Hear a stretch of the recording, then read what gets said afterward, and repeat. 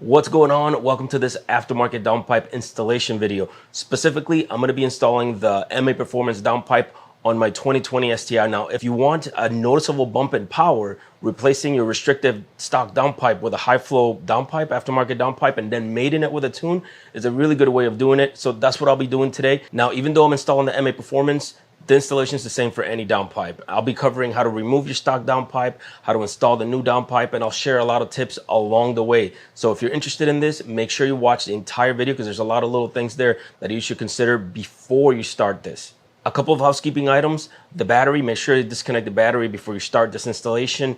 You also have to remove the intercooler. I'm not going to show you how to do that in this video because I already did it in detail in my AOS installation video. So I'll link to that up above and in the video description if you want to know how to remove your intercooler and how to get it reinstalled. A lot to go over. Let's get to it.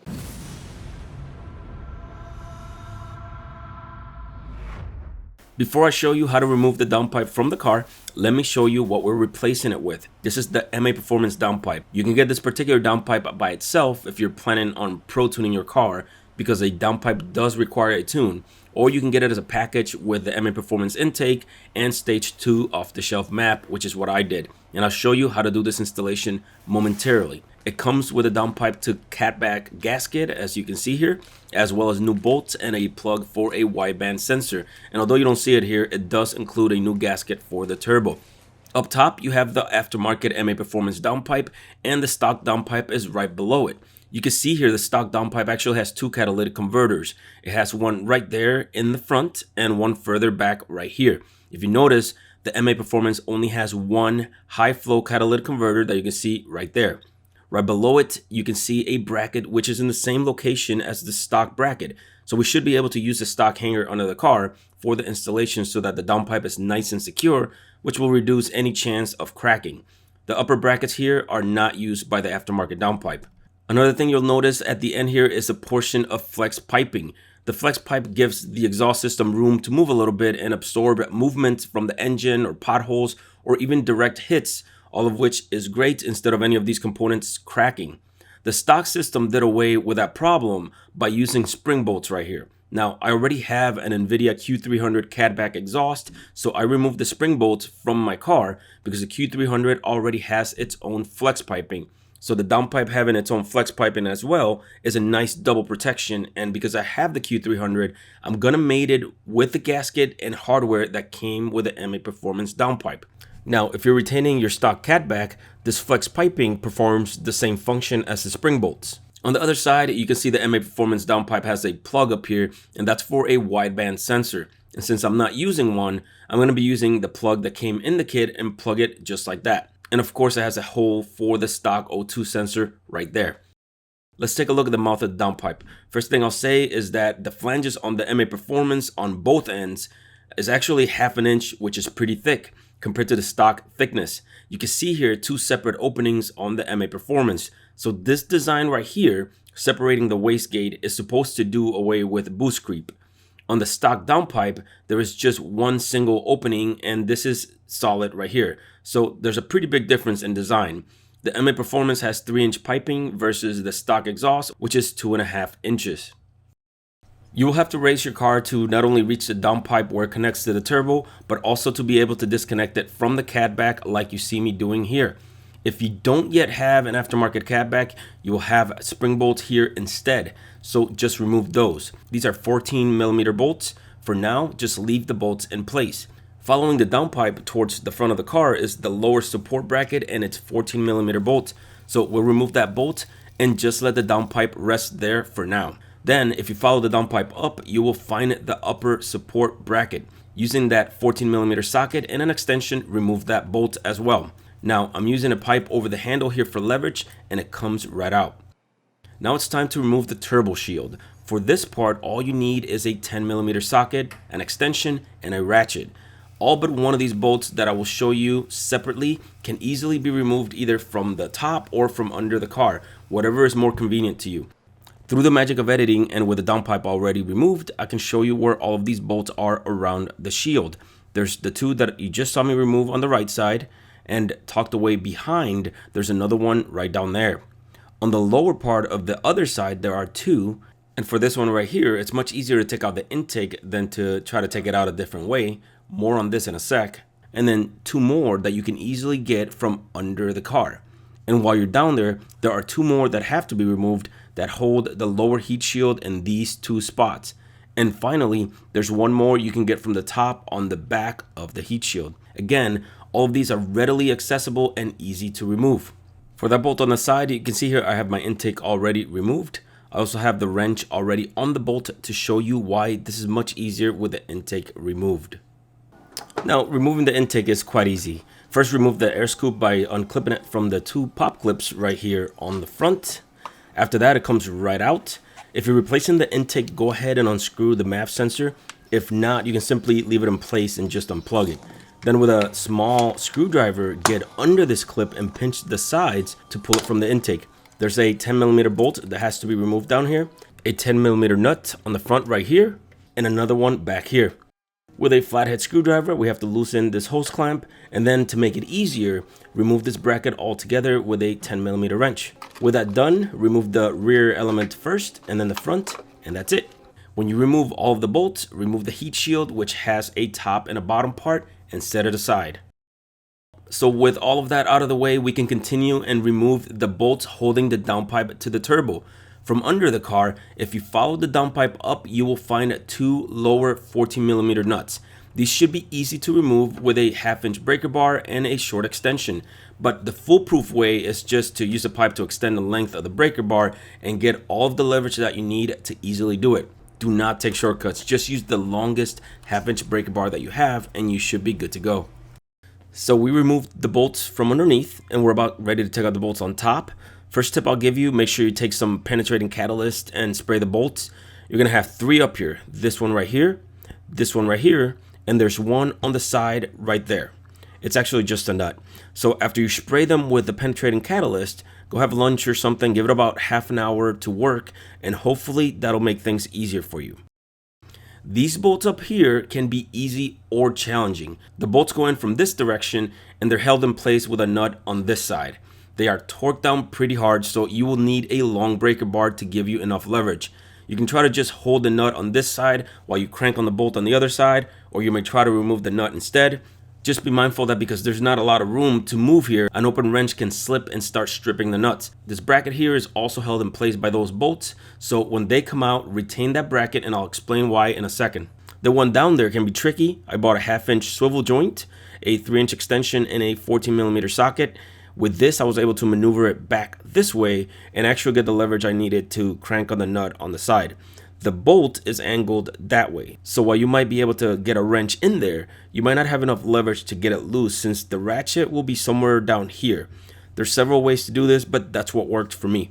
So when we're ready to take the downpipe out, there's two things to contend with. We've already taken the bolts out, but you can see I tied the aftermarket cat back up here to the drive shaft. And I did that because once we pull the downpipe out, it's not going to have anything holding it in place and it's just going to slam down. So if you have an aftermarket cat back, make sure you support it somehow. The second thing is the O2 sensor. So I'm not going to attempt to take out the O2 sensor while it's still on the downpipe. I'm going to disconnect it and I'll take it out on the bench. To disconnect it, all we have to do is follow the cable. There's the O2 sensor right there. And if you follow the cable, it's this cable right here. So all we have to do is take it out of that spot right there and then unplug it from right here. And then we can deal with it on the bench. All of that done, the downpipe comes right out. Here's a look at the turbo with the downpipe removed. You can see the blades on the left and the internal wastegate on the right. All right, so there's a few things we have to talk about before we continue the installation. This right here is the downpipe, the stock downpipe, and if you notice, it has a heat shield around the turbo right here. And the purpose of the heat shield is to keep all of that heat from the turbo contained so that it doesn't escape and then over time ruin all the hoses and cables and stuff that's around the turbo. And there's quite a bit of stuff around the turbo. So when you install an aftermarket downpipe, you cannot reuse the stock heat shield because the aftermarket downpipe, not only is it bigger, so this gap right here doesn't fit, but it also doesn't have the holes for the brackets, so it's just not gonna work. So in order to do away with that problem, you can get an aftermarket heat shield like this Grimspeed aftermarket heat shield that I got that I'm gonna install myself, and it does the exact same job as the stock heat shield that came with it. It's also a good idea to wrap the turbo. with a turbo blanket. And this is what this is right here, a turbo blanket. The turbo blanket is going to keep all that heat, and the turbo gets super, super hot, especially when you're at speed. It gets extremely hot, and all that heat radiates out and escapes, and then the intercooler is sitting right above the turbo. So if you don't have anything covering the turbo, like a turbo blanket, then you're gonna have all that heat soaking into the intercooler, and then you have more of a chance for detonation. So before you take this on, something that you should really consider, that way you can get it ahead of time, and when you have all the stuff taken apart, you can install the turbo blanket. Now, to install a turbo blanket, all you have to do is remove the intercooler. So if you don't have it handy right away, you can always do it afterwards, and all you have to do is remove the intercooler, and then you can install the turbo blanket. But while you're doing this to begin with, might as well do it all at once. Another thing I want to mention is the gasket that comes out of the turbo. So this gasket goes between the turbo and the downpipe, and it's a crushed gasket, meaning that once you remove it, you have to toss it and get a new one. A lot of people reuse them. You're just setting yourself up for failure, because then you can get a leak out of there.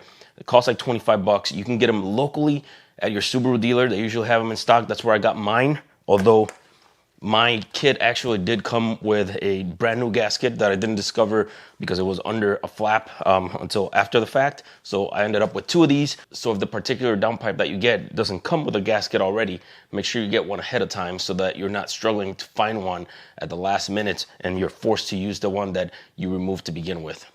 Okay, so it's time to remove the O2 sensor from the stock downpipe. A 7/8" wrench fits just right, and as you can see here, it didn't give me much trouble. Keep it protected because the O2 sensor plays a critical role in your car's ability to maintain proper air-to-fuel ratio. From this point forward, anti-seize is your friend. Most of the bolts on the exhaust are exposed to the elements, and they're constantly getting very hot and then cooling off, so you'll be glad that you used it if you ever needed to remove any of these components again. You can get these little packets at auto parts stores. If you need or wanted a wideband O2 sensor, it would go in this spot. These sensors help tuners really dial in a pro tune. At least for now, I will not use one, so I will use the plug from the kit, apply some anti-seize, and then tighten it in place to 15.5 foot-pounds of torque.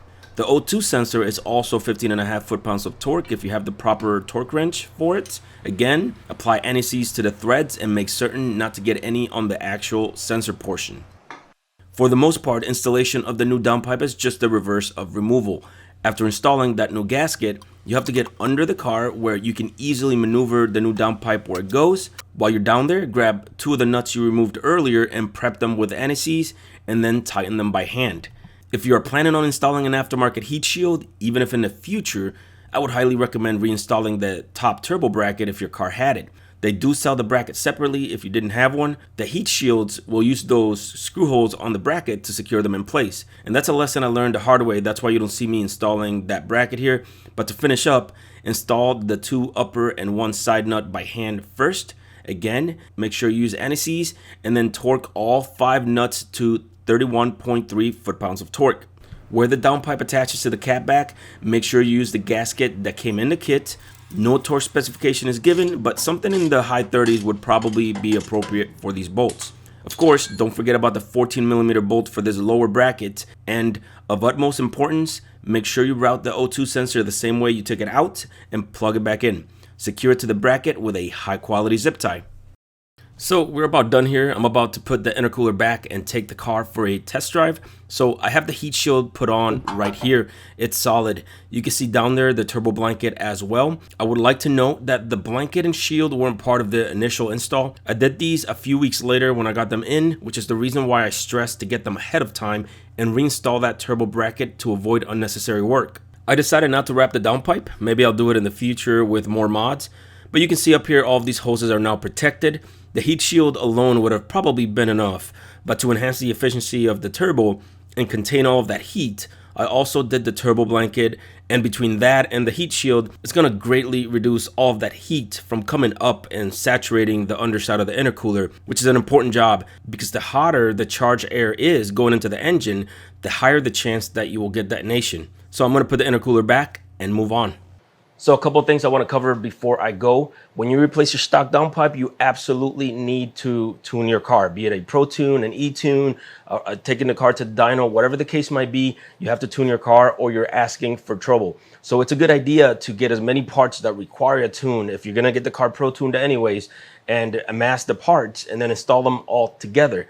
Now, the downpipe that I got came as part of a stage 2 package that included an off-the-shelf map. So personally, that's what I'm going to be running until I get some more parts and finish my build and get my car Pro Tuned. Now, in the video description, I'll link to a couple of other videos as part of this series, a sound comparison between a stock and the aftermarket downpipe, and then a review of the MAPerformance Stage 2 package. So I'll link to those in the video description.